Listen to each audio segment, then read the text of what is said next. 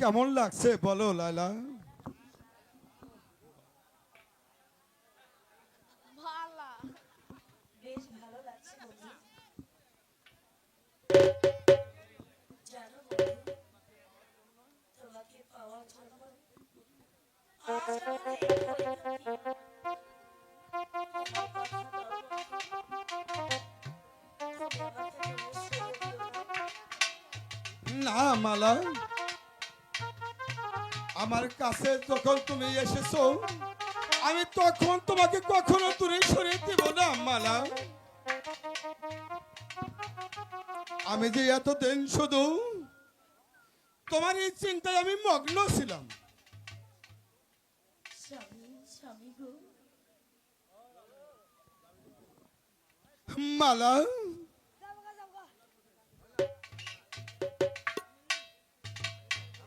স্বামী, আমি তো আপনাকে বিশ্বাসই করতে পারছি না। কোথাকার এক অচেনা মেয়েকে পেয়ার করে তুমি কিনা বুকে জড়িয়ে নিয়েছো। ছি ছি ছি, তোমার মনটা এত নিশু। লাইলা, অজাহাতে তুমি আমার প্রতি রাগ করছো লাইলা। কেন? ওই অসুস্থ অবস্থায় ওকে একটু একটু সান্ত্বনা দিচ্ছিলাম লাইলা। তুমি আমাকে বলে বুঝো না লাইলা।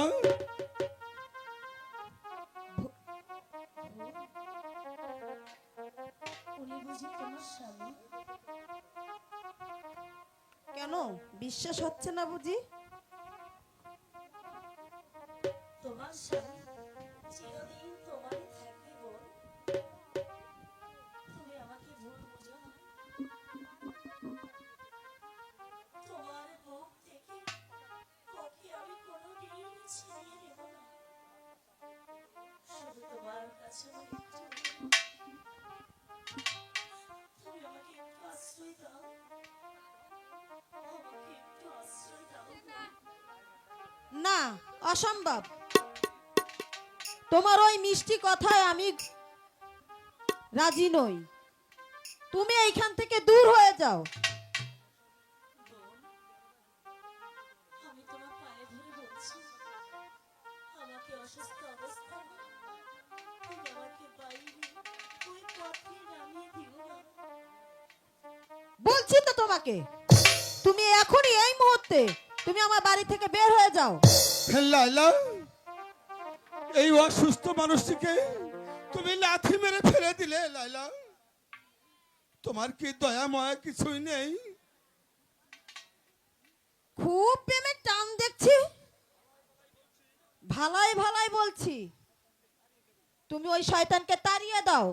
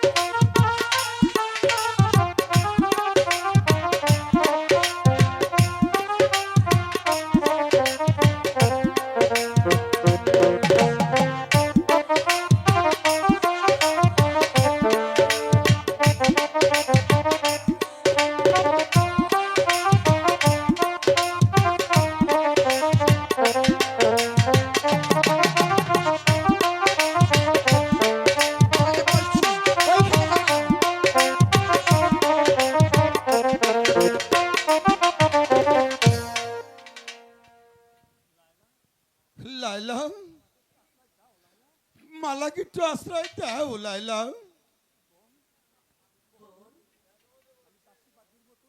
আমি দাসী বাদীর মতো আমি তোমার সকল কাজ করে যাব, তবু তুমি আমাকে বলে শুনে দিও না বোন। বেশ, না আমি তোর কান্না দেখে রাজি হব না।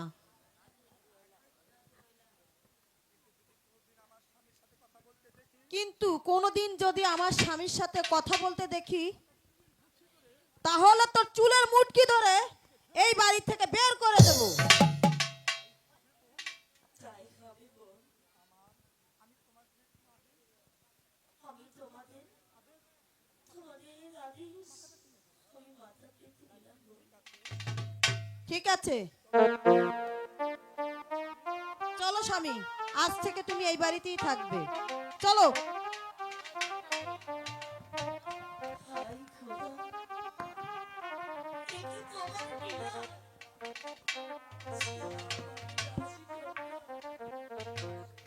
এখনো হয়ে গেলাম দাসী। বলে কি আমার স্বামীর সঙ্গে কথা বলার অধিকার পর্যন্ত থাকবে না। এ জ্বালা, এ জ্বালা আমি কেমন করে সইব? তুমি আমাকে এ যন্ত্রণা সইবার শক্তি দাও খোদা, শক্তি দাও।